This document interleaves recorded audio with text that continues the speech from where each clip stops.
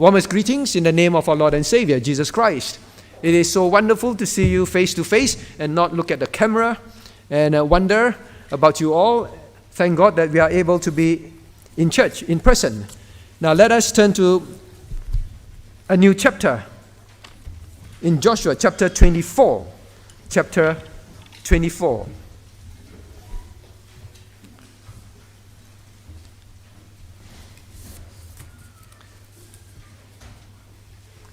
Now, what is chapter 24 about, especially verses 1 to 28, at least? What is this chapter about? Now, in verse 1, we see that Joshua gathered all the tribes of Israel to Shechem and called for the elders of Israel and for the heads and for their judges and for their officers, and they presented themselves before God.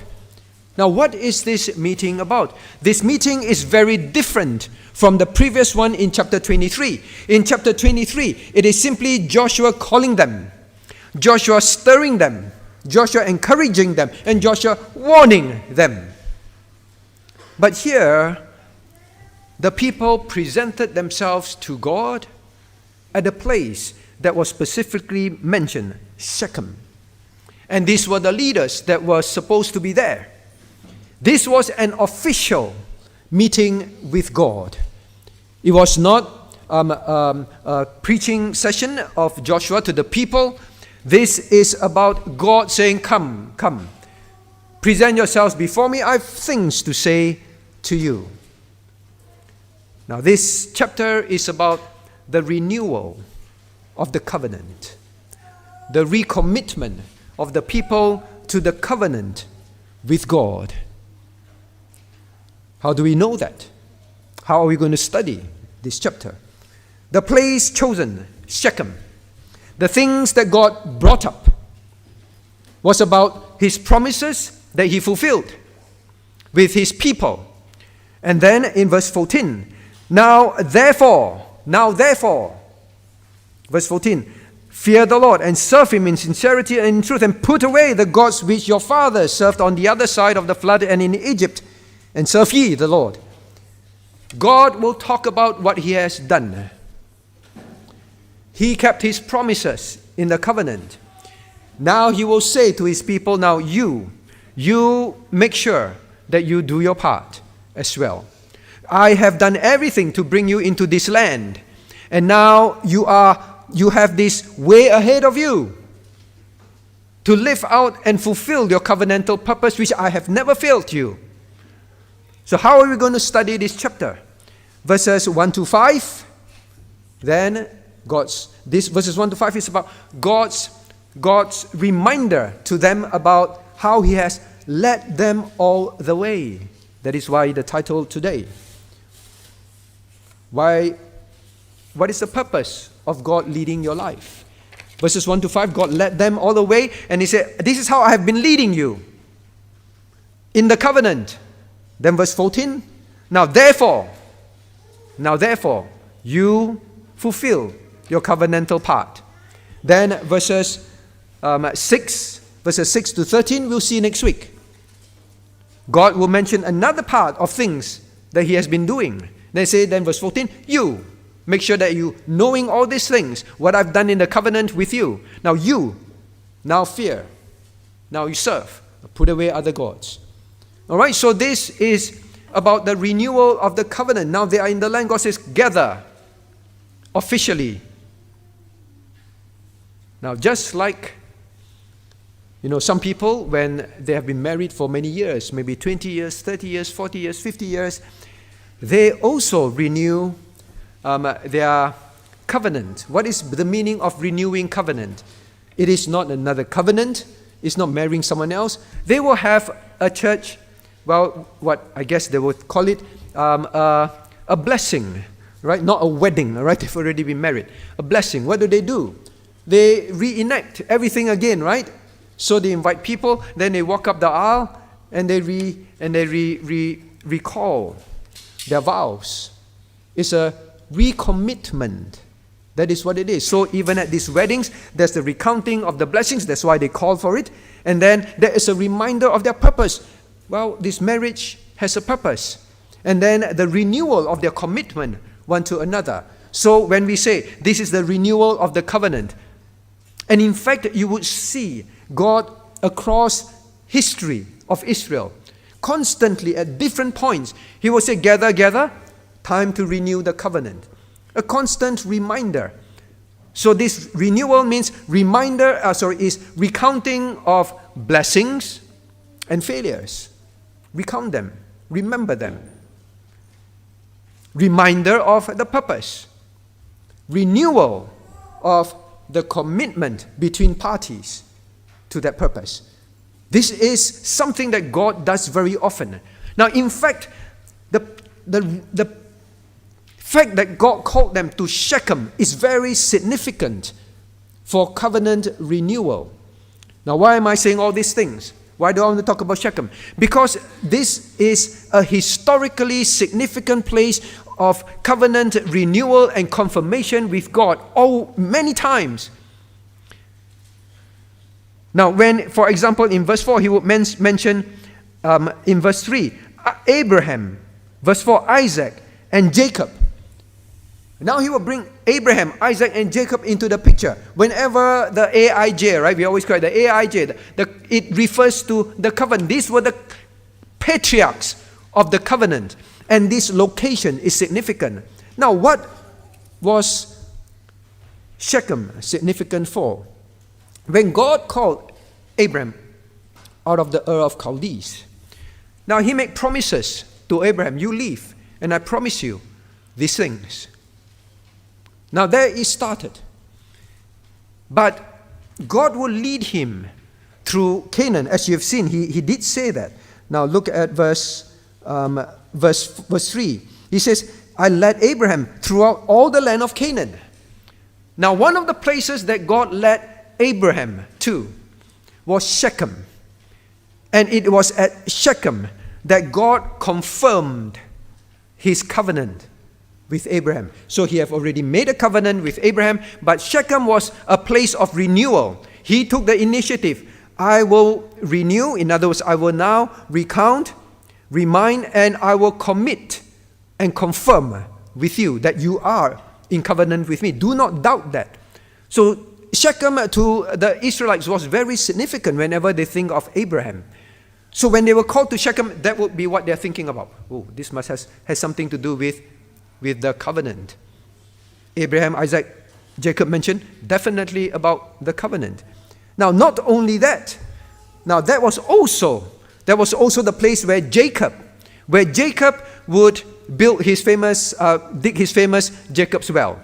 That is the place where he would call the place, well, in Hebrew, I will not say the Hebrew name, he would call the place literally God, God of Israel. God, God of Israel. Before even the nation, this place was formed. Now, not only that, when God took them out of Egypt in Exodus, now God would bring them to Shechem also to recite the blessings and the curses. Remember Ebal and Gerizim, the two mountains? They would stand up, some tribes here, some tribes there, and they would shout, if you obey God, these are the blessings. If you disobey God, these are the curses. What is that about? That is the covenant renewal. Remember, covenant has promises, parties, promises, and purpose. The promises of God. If you obey, blessings. If you disobey, chastisements, curses. So they were renewing covenant at Gerizim. And Ebal and Shechem is the valley in between these two mountains. Very significant to them. Not only that, when they reach over here, now turn to Joshua chapter 8. Joshua chapter 8, verse 33. Even when Joshua came in here, what did he do? There was a covenant renewal as well. Joshua chapter 8, verse 33.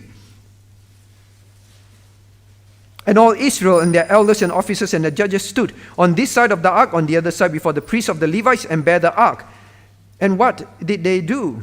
Now, one group over against Mount Gerizim, and half of them over against Mount Ebal. they did the same thing. And what did they do? Verse 34, after it, they read all the words of the law, blessings and cursings. Shechem again. So Shechem is used as a place to significantly remind them about the covenant that they are in with God. Like I say, why do I emphasize this? This is significant when we read it for ourselves as well. We are in covenant with God. Do not think that all these covenant things are the Old Testament. Unless you have a different Bible from me. My Bible says New Testament in the New Testament. And I've said many times, the word testament in Greek means covenant. We are living in the new covenant with God. They lived in the old covenant. It's the same covenant. Old way of administrating, circumcision, Passover. We are still under the same covenant. Covenant of grace. New administration, infant baptisms, and the Holy Communion. Same covenant. We live under covenant with God when we are saved. The moment we are saved, we enter into this covenant of grace. So we too must know that it is significant that the Christian must remember to have this covenant renewal in our hearts with God as well. God constantly did it with the people. So this is what we must learn. And I hope we learn this because the theme this year is about growth. Growth, right? There is one thing that I hope that we grow into this knowledge of the grace. What grace? Covenant of grace.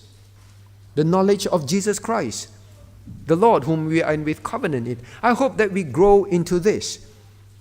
You know, like maybe you hear now, married couples say, wow, that's a good idea. Huh? So you go back and say, dear, I think it's a good idea that we have covenant renewal. All right? Shall we start planning and have one in church? To recount the blessings, to remind ourselves of our purpose of our marriage, and to renew our commitment to this purpose with one another. It's a good reminder, a good awakening, a good shaking up to say, hey, we've been just going through this whole thing like routine, day in, day out. We don't think about all these things. We should awaken ourselves. Huh? Well, that's what we do in many areas. Anniversaries, birthdays, and so on. A renewal, a remembering. Now, what must we learn about renewal then? Now here, look at verses 1 to 5. All right, verses 1 to 5. Now God, as you read, you would see He is emphasizing His leading of His people to this very point where they are standing before Him in the promised land. But He would trace it all the way back. Now, how far back? Look at how He does it. Look at verse 2. Now, all the way to, your fathers dwelt on the other side of the flood in old time. Now, this will be talking about Euphrates, all right, not Jordan. Now, all the way back, because it's about Terah, the father of Abraham, the father of Nachor, about Abraham's father. And they were what? They were people that served other gods. So Terah worshipped other gods. Terah was a pagan. All the way back then. You are standing here as my people in covenant with me.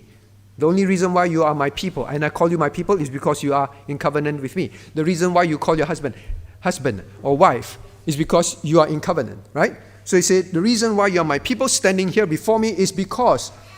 Now, although Terah was a pagan, you are my people. It was something that I planned. It was not random. I want you to know that I chose Abraham and I took him out of the land. So that is significant. Sometimes we think, well, my life is just random. How did I end up here today? How do I end up what I am today? What experience I have? Well, just by chance. No. Even if, yes, for example, if you're from a pagan family, even then, God has already a covenantal plan with you. You say, but I'm from a Christian family. So does it apply to me? Yes, because he also talked about Isaac. Isaac was in a believing family also. So God has from the beginning very carefully looked at you and chose and brought you into covenant with him at a certain point. That's why Abraham, at a certain point, look at verse 3. And I took your father Abraham from the other side. You see, from the other side. But I took him and brought him into covenant with me. Your salvation is not by chance. Your salvation has a clear plan and purpose of God. So you cannot take these things lightly. That is the point. You cannot view your life and the events and how God led you to this point lightly and don't think about it. That is why God wants to recount with them. Do you take these things lightly? Do you even think, God, it's amazing, Lord, how you led me to this point? I'm in Perth. I wouldn't even imagine that I would be here. Now look at the next part. Look at verse 3. All right, verse 3. And I took your father Abraham from the other side of the flood and led him throughout all the land of Canaan and multiplied his seed and gave him Isaac. Now what does he want them to think about? So as we recount, all right, renewing of covenant, recounting. So today we must recount ourselves as well, so that we will remind ourselves and so that we will renew our commitment. Now, what was he saying? I brought him. Now he's clearly saying, pagan on the other side, brought him over the flood, led him. Why does God lead him? Lead him. Led him. Where? Throughout all the land of Canaan, the promised land.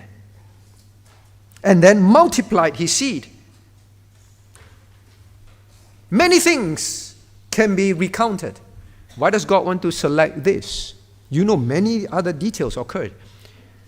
Now, first, the leading through to this place and taking him out. Now, he emphasizes the fact that the geographical location was important for the covenant. That he must be specifically in Canaan. He must leave the place. He must be in this particular land. So even for our lives, where we end up, as long as we are a saved person, we are in covenant with God, where you end up is something that is significant, of importance. The place. Now this especially to many of us. Many of us did not come originally, were not born in Australia. Many of us came from other lands. You must not recount things and just say, wow, this is just life, that's all. It's God leading. God leading. So the place is important. Even the place that you end up in your workplace, in your school. If you do not recount, if you do not think that you are in covenant with God and there's a covenantal purpose why you are there, now you will live randomly, you will live carelessly. That is why God called them to remembrance. He must give birth to Isaac and his seed thereafter in this land. That is where they must be. Now, these things don't happen by chance. How God brought you here, whether you're a student in the next many years, whether you are, and that you got your PR, it is not by chance. Or you got your citizenship. Again, it's God has a plan for you. Now, what else? The other thing is, besides the land. Now, look at verse 3. Throughout all the land, he must be in the land. He must journey there. He must give birth to his generations there. It's important. And multiplied his seed. Another thing, multiplied his seed. What is it? This would be the people that will come out of Abraham, his seed, a people. Now we've been studying on Friday night, right? the emphasis of God. Now, is a people, now becoming a people of God in covenant with Abraham, the Abrahamic covenant. Then the Jews will come. Now, is being a people of God significant? It's only for Old Testament. They always talk about this people concept. The Jews talk about them. No, did we study not? Now, please turn to 1 Peter, right? Because some of you you do not come for Bible studies, and you will miss out all this understanding. Now, is being a people of God just an Old Testament concept in covenant with God? Now, Peter wrote to the New Testament believers. What did he say? Verse 5. Now, ye also are as lively stones, built up a spiritual house and holy priesthood, to offer up spiritual sacrifices acceptable to God by Jesus Christ. Now, you and I, we are part of where God put us. We are to be stones, individual stones in the church. We are part of a building of a church, to build up the church, the local church. Then verse 6, wherefore is also contained in scriptures, and so on and so on. Now, but look at verse 9. But ye are a chosen generation, a royal priesthood, and holy nation. Now, all these were the exact words that he used for Israel. But now Peter is saying, you, the New Testament Christians, are this. We are also in covenant with God, and that is why we are called by these names. So don't think that, these are all made up. There's no such thing as the importance of covenant. Here was a reminder. In fact, I would say here was another renewal of the covenant for the New Testament believers and the recommitment. And what did he say in verse 9? A peculiar people. The New Testament people are also reminded that we are, peculiar means property of, a precious property of. We belong to God. We are a people of God. Just like they would, I would say, Abraham line, people of God. We, Christ line, Gentiles grafted in, people of God. Now, as if people is not emphasized enough, look at verse 10. Verse 10, which in time past were not a people, but now the people of God. Now tell me, is this not a renewal of the reminder of we are in covenant with God, a people of God? God will not call you a people unless He's in covenant with you. The new covenant, the New Testament. So the believer ourselves living in this time must think, I am in covenant with God, how God leads me, and I must recount and remember, and now I must always be in commitment, fulfilling my covenantal purpose with God. Do not live your life as if it's random. When you think your life is random, you do not treasure this place, these people. I want to emphasize this again. When you do not recount and you think, well, place and church, it's just random. It's just, well, I chose and that's it. You must know God led you to Australia, to be in Perth specifically. God led you to this church, this particular people, covenantal people that you are part of in the local church, that you become a member of. It is not random. Why must God remind us of that? Now, part of the recounting is then to emphasize, I must commit. I must commit to these people. I must commit to this place. That is what they must remember. How do we know? Because he says that. Look at verse 12. Verse 14. Now therefore you have been led here, part of this place and part of these people. Now therefore fear the Lord and serve Him, together with the people whom you're with. Put away the gods of your fathers on the other side. Now don't start to go back. Don't start to want to have the other life again. What your grandparents, what you've learned from them, what you've known and heard of what they believe in, what they treasure. Don't go back to those things. Now commit to your life here with these people. So, what is renewing of covenant? God did not address individuals. Now, in fact, look at verse 1, chapter 24, verse 1. Now, God called for who? The elders of Israel, for their heads, for their judges, for their officers. These were the ones that had to present themselves before God. What is the point? You know, when the government wants to announce something, yes, they can just do a blast announcement to everyone. But they will normally say all the heads of department, heads of different, the ministers of the different areas, portfolios, come. This is the instruction. These are the instructions. These are the laws. Now, go. Why do they do that? Means it is not just a choice that I announce to everyone, oh yeah, you all hear this, whether you want to do it. I'm just telling you, when the leaders are called, means it is serious. When the leaders are called, means the leaders are supposed to make sure it happens. That is why the ministers are called. When I call you and tell you this, means I expect you to go away and make sure that it happens. So this is important that we realize. You make sure that the people, not just individuals, but collectively, they commit to the covenant and to the place where they are in. I brought them to Canaan, to the promised land. Their hearts must be here. You make sure that their hearts are here. Their hearts must not be somewhere far away and still thinking of going back to Egypt or to the ways of their forefathers. Now, what are the lessons for us today? Renewal of the covenant means a renewal of commitment, or at least a reminder. Are you someone who is committed to this place? Let me ask you. God did not lead you here by chance. That is the point I've been emphasizing. That is what God is saying. Please don't think that Abraham just accidentally ended up there, children accidentally born there and grown there. Why are you here? Why are your children, grandchildren here? Why are you in this church with these people?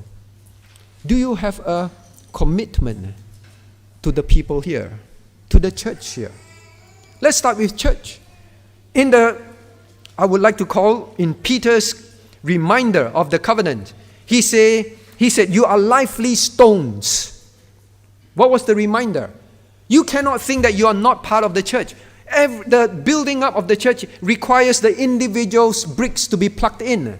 And you are lively stones, spiritual, godly, zealous, living stones. But you are that for your company. You are that for your school. You are that for your job. You are committed to those things more than church. God is saying at the renewal of covenant, please remind them they are in Canaan. Commit to the place.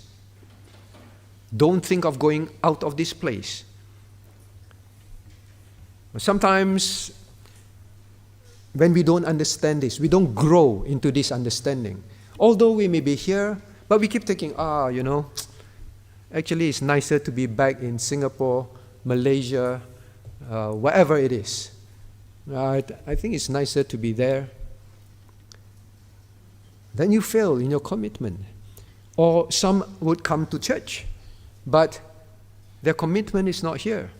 They seem more interested in other churches. They seem to engage and be closer to other churches. It is not normal. Lively stones of this local church is part of the covenantal purpose in your life. What about the commitment to the purpose of this church?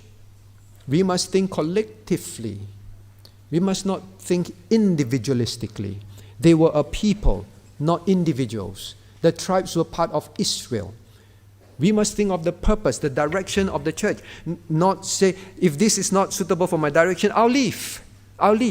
That is the point God says. Now, Israel is in Canaan. Israel is the promised land. It's my purpose for them to fulfill my purpose. Now, they can't halfway through, but I don't like this, Lord.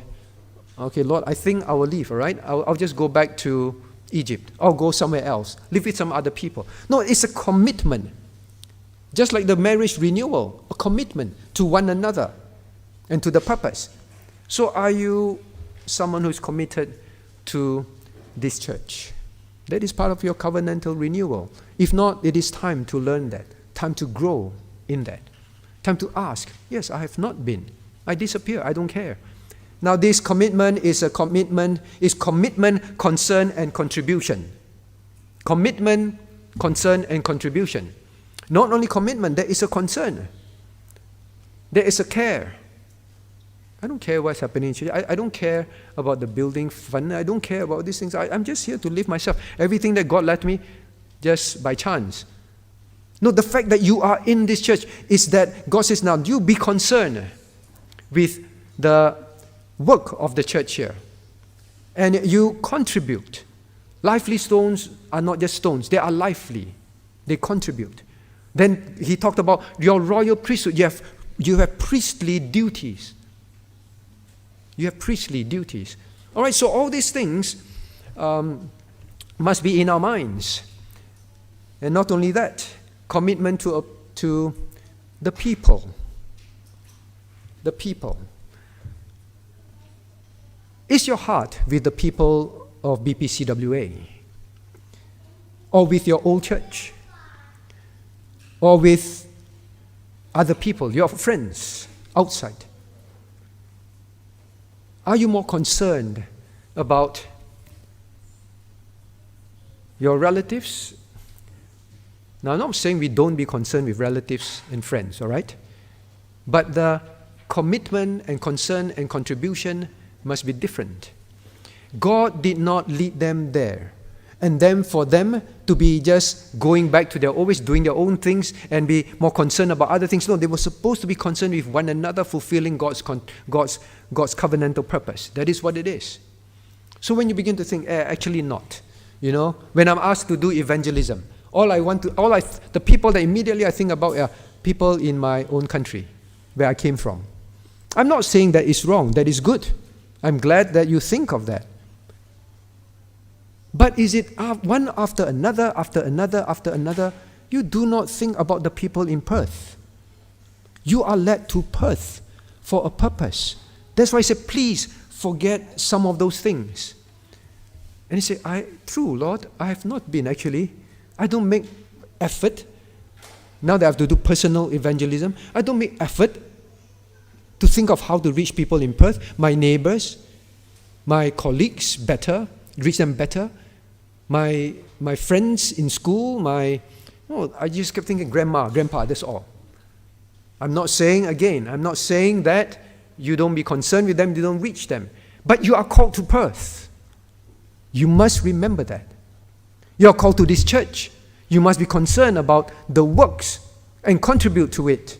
Financially, physically, prayerfully.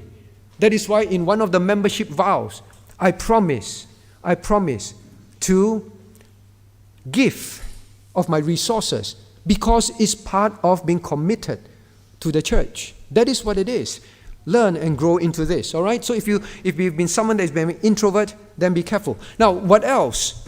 What else must we learn? Put away. Now, what is this renewal? Look at verse 14. Now, put away.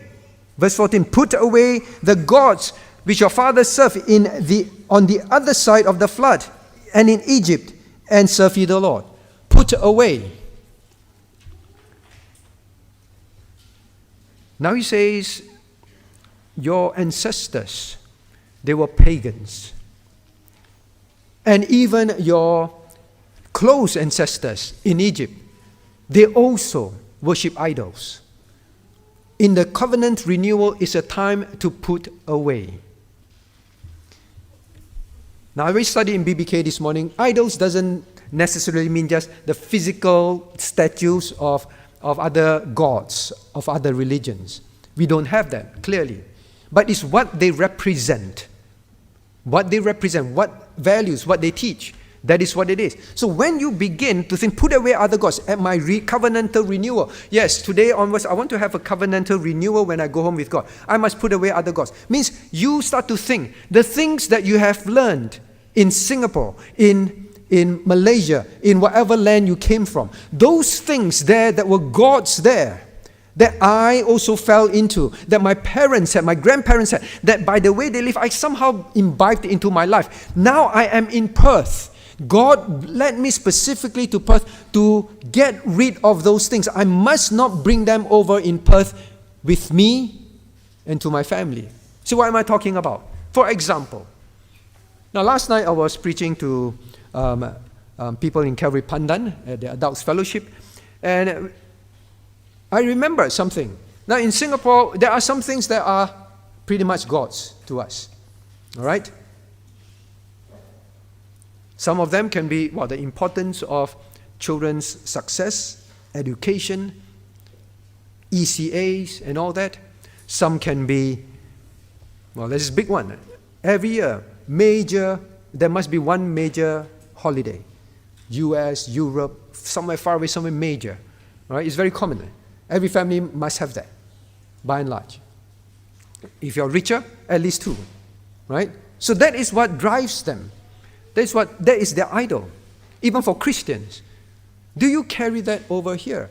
Now, what it means, I'm not saying you can't travel, you cannot have holidays. I hope very much I can take a break. But it must not be more important that take up your life, your resources, your family, more than, it's okay. Why miss everything? Miss. You can miss many things, but you cannot miss the holiday. Well, the reason why I talked about that, because COVID has changed that, hasn't it? COVID has changed that. So now we say, make sure we travel inside Australia or whatever. We bring those gods over. Now for the elderly, it could be superstitions. You bring the superstitions over. Even as Christians, many elderly Christians, they can be very superstitious. This is what our great-grandparents said, if you're pregnant, when you're pregnant, or when you are going to study, going to take exam, these are the things you must do. Now, all these kind of things we bring over to Perth in our life. It was supposed to be a clean start, to cast away all these things, but we slowly bring them in. When you first arrive, you're very committed. You're very excited. I'm here. God brought me here. Wow, this place is good. It's a good place, conducive for me and my family to grow spiritually. Many of us say that. Sometimes I ask, why do you want to come to Perth? It's so boring. Yes, because it's boring. Then and it's good. It's a good life because, people are committed. 5 o'clock, you can go home. Or is it 4 o'clock? A certain time. They'll go home. Your boss won't disturb you. It's a very conducive environment for spiritual growth, for bringing up my family here. Many of us came over because of that. Not me. I came because I'm called. We came because of those things.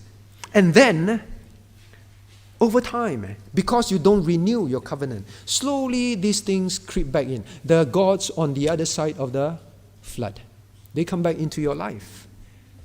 Be careful of that. God called you here to be a single. Then be a single. Do not start to think, in my hometown, in my country, they keep saying you don't get married means you're unwanted, you're useless. Don't bring those ideas and values over here. If God calls me here, He has brought me here. He wants me to be married, I'm married. He wants me to have children, I have children. Don't want me to have children, I don't have children. He wants me to be single, I'll be single. Do not carry those things over and say, no, I must aim to have that. Do not. So this was a renewal time. You have to ask yourself, have I now begun to change over time? I used to go to work and say, this job is good. I have time to go for Bible study, for prayer meeting, to serve God. Then over time, slowly and surely it creeps in. No, actually, I'm too lazy.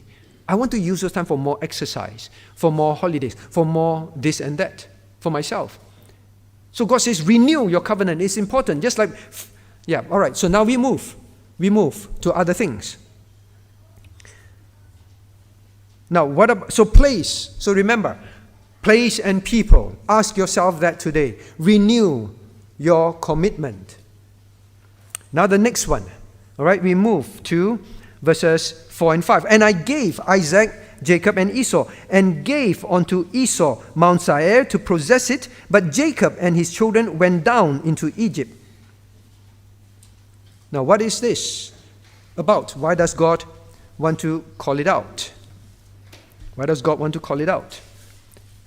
Now, who is in your family is also not random.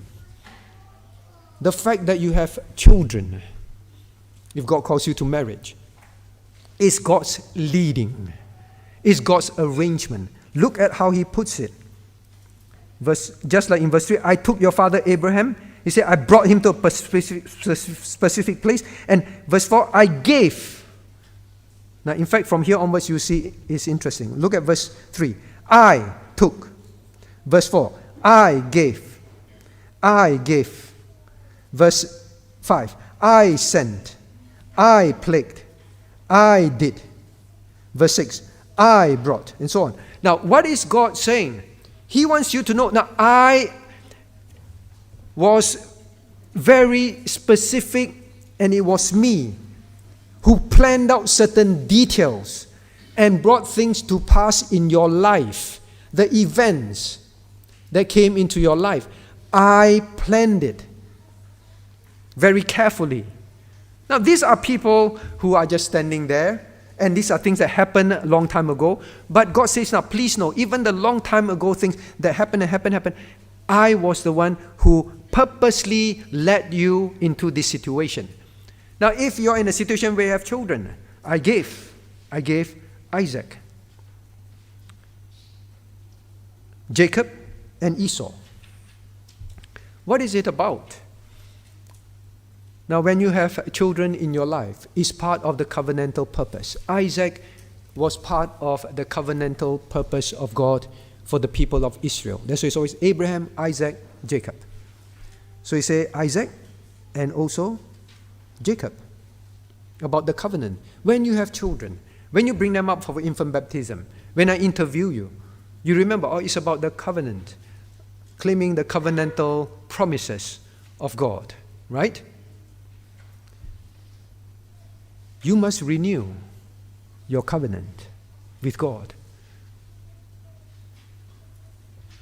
Now, many start off with good and zealous intention. Lord, I want to bring up godly seed for you. That is very good. So that is the beginning of the covenant. And just like these people, God wants to remind them, but please remember, it's easy for you to forget. You renew with me. Now be thankful. God led it all the way. God brought it to pass. You look at your child. You look at your marriage. It's always about the covenant. You be faithful to one another. It's because of the covenant. You endure all things to bring up your child, to bring your child to up as godly seed for God. It's because of the covenant. Now, one of the things that easily happen to parents is this. You begin to forget, because you don't renew. You begin to forget that is a covenantal purpose that God has brought the child, and then you begin to complain, murmur, see your child as a burden, see your child as troublesome, see your child as difficult, see having children as very painful. But God says, don't you remember that this did not happen by chance? You wanted a child, and I gave you because it was my plan for your family. And very soon, instead of being thankful, in fact, renewal of covenant is to say, Lord, I want to be thankful. You brought this child into my life to fulfill your covenant with my family, and for the child to be part of the covenantal people. Lord, I am so thankful, and I will do my best by your grace to do that. Renew your covenant. Today, husbands and wife, you should do that. Else you will begin to murmur, complain, and deviate from the covenant. And what will you do?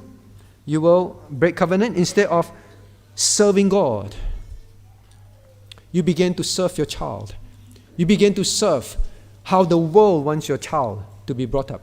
Instead of fearing God and living according to how He wants you to bring up your child. No, it's too difficult. You fear difficulties. You fear trouble. You take the easy way out. Let's just not do this. It's because it's too difficult, too painful. You fear those things instead of fearing God. God, I'm fearful.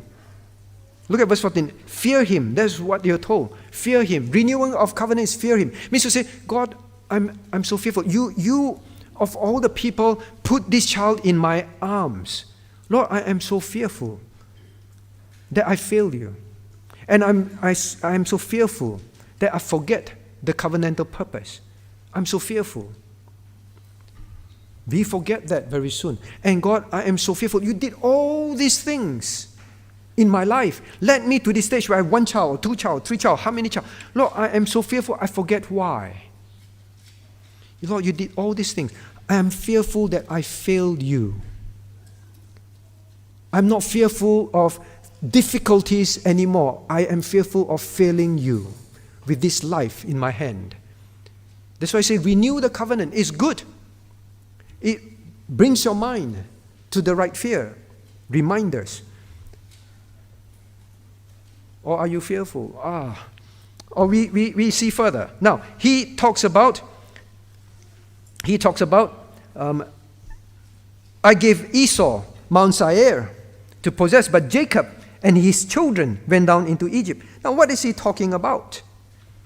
Why does he want to bring this up? Now, Esau, we know from the womb, there was sibling rivalry. Okay? In the womb, these two were fighting. Even at birth, there was sibling rivalry. Correct? There was always sibling rivalry. Now, God gave Esau Seir. And that is to tell them, now I remove the rivalry. I remove the difficult things. I remove the difficult person. In fact, I put him in a place where that will be his land. When you eventually enter Canaan, when it is your land, they have no claim to the promised land because from the beginning they were given that. God says, I remove the difficult people. I remove the difficulties. You do not need to worry when you want to live the covenant with God. Don't worry about difficulties. God will solve the problem. God did solve the problem with them. So when they enter the promised land, you will see that Edom, the people of Edom, from the descendants of Esau, they continue to attack their own sibling, right? Their own cousins, Israel. They continued to be a pain to them, but they were far removed still. So you see how God plans everything. Now, not only that, you look at verse 5. They say, well, I bring you into Egypt, then I brought you. I plagued Egypt. They don't want to release you. Even the strongest superpower on earth tried to contain you, will hold you back. They could not. I plagued them, they had to release you. God solves a lot of problems in our lives. Now, what is the lesson for us? You are called to a land. You are called to a people. Commit to it. Do not let problems make you say, forget it. I don't want to be part of this commitment, this purpose in this church and to this people and to this place. I don't want to. What are examples? Now, God has called you to Perth. God led you through all the way. Some of you know, it's impossible. But you got into Perth. Some of you applied for your PR through agencies and all that. All sorts of difficulties. God just saw you through it. He led you through it. He brought you here. This is the place. You are here and you're working here. You have a job here. But then some of us began to say, recently I heard that Singapore has better prospects for jobs. Or you can say, it's very difficult in Perth. Very inconvenient, bringing up family, or I may not be able to find a job. And this kind of job, I don't like this kind of job. I think I will move back to my country. Are you someone who entertained those thoughts? Remember the time when you prayed and you asked God, and then God answered all those, and God brought you. And you even give thanks. Come out at prayer meeting and so on and give thanks. You know what? God did all this, and I finally have my PR. I finally have a job and all that. But then the problems, you forget. God saw you through all those things and made you, and put you here or in this church. And then you say that, I don't want it anymore.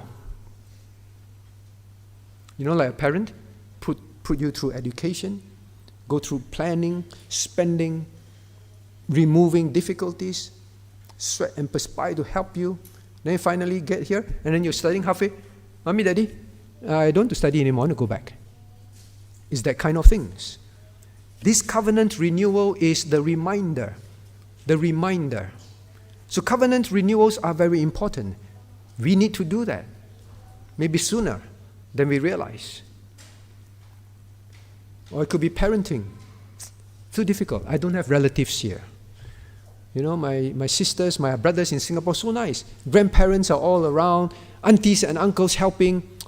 I think let's go back to our country. Do you think like that? You have been led here. This is your life. This is the place that God has made clear for you to be. And then you say, don't want this already, God. We cannot. We just remember, God helped me through all these difficulties. So for them, He removed Esau. He plagued Egypt. Don't you remember all those things? So don't ever think of saying when there are difficulties to come in the future, please don't ever think of going back. That is what God says. Renew your covenant, your commitment to this covenant. Don't fear. All right, so I hope that we think about some of these things. Now, what else should we learn? Look at verse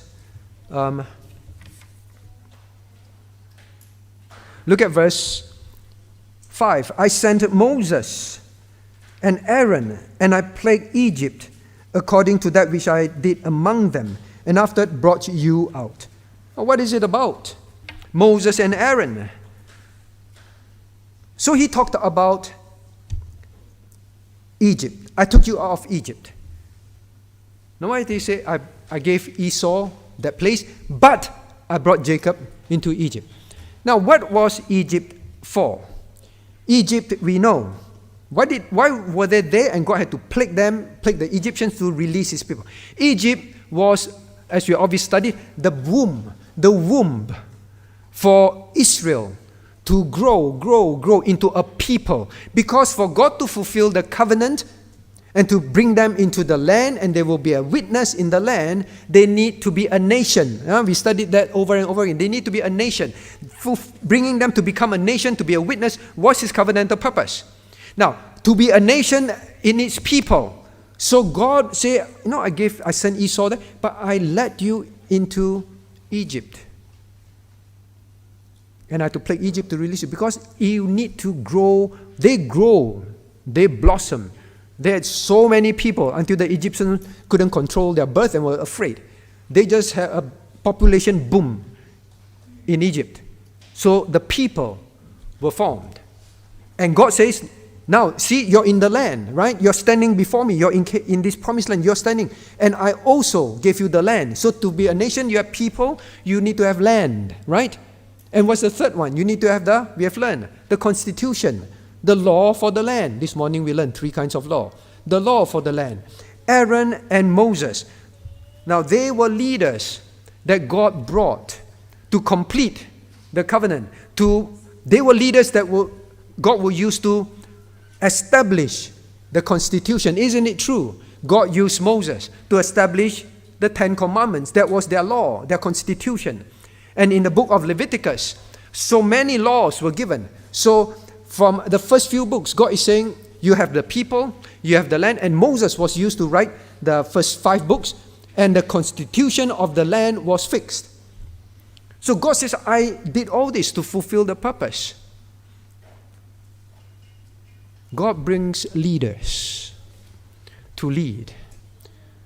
God brings leaders to establish His commandments.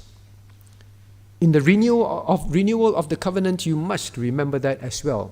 Now, this is about church, definitely. For example,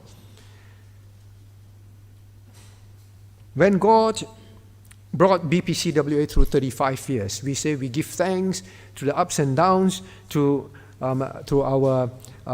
God's help, we survived. But over time, we also failed to renew our covenant. We see how God led and how God raised leaders to feed, to teach, and soon, instead of renewing the covenant, we complain. Instead of moving forward with the purpose, we resist. You see, renewing of covenant is very important. Then suddenly you remember. They were asked to remember Moses. Remember Aaron. They were raised to lead you, to guide you, to give you the constitution. Aaron was the high priest. He will execute the ceremonial laws. So all these things were there. Then we begin to say, I think, we forget God led me to Perth. God led me specifically to this church under these authorities, under this leadership, under their teaching and guidance and correction. When we don't remember and recall, recount and recommit, that is why people leave church. This church keeps talking about the family model, keeps talking about holy living, keeps talking about not loving the world. I think I want to go to another easier church. In fact, that was what one young child said. When I grow up, I will leave BPCWA. Anyway, the whole family have left long time ago. I say, why? They say, well, this church say, cannot do this, cannot do that. Well, my friend's church, they don't teach that. They can do anything they want. Their leaders let them do anything. So when you don't recount that God led you to this church, led the leaders to be over you, you will forget that. And very soon, the discomfort, whatever it is, you say, I'm moving to another church. You don't think, why did God make me a member of this church, a worshipper of this church? Because He has a covenantal purpose to subject me under and to use me. Do not forget that. Now then, lastly, it says in verse 5, I plagued them, which I did among them, and brought you out. And brought you out. You have been brought out. Now, unless you say, really, I'm not clear about God's will, it's not God's will for me to be here. But I believe that for the vast majority of you sitting here, it's very clear that God brought you here. And therefore, place, people, commitment to it, and it must be something that you need to renew. You must know that I need to be part of this thing and not like an individual just recluse. I am more busy with my work. I'm more engrossed with my studies, with my friends outside, with my personal life, with my pursuits. You cannot anymore, in renewal of covenant, say that I will continue in that. It's just like two persons come and renew their marriage covenant. They will recall, actually it's true. The reason why, and I begin to think, I've been very selfish. I've been living for myself. I did not live for our marriage purpose. It's time to recount and recommit. This is what this passage must remind us. God has led you all the way. God has led you all the way, like the hymn writer writes. He leadeth me. What blessed thought. And then he says, faithful will I be. He understands, I must fulfill my covenantal part. Faithful will I be. Let us rise to sing the closing hymn. 351. 351. He leadeth me. 351. Let us rise.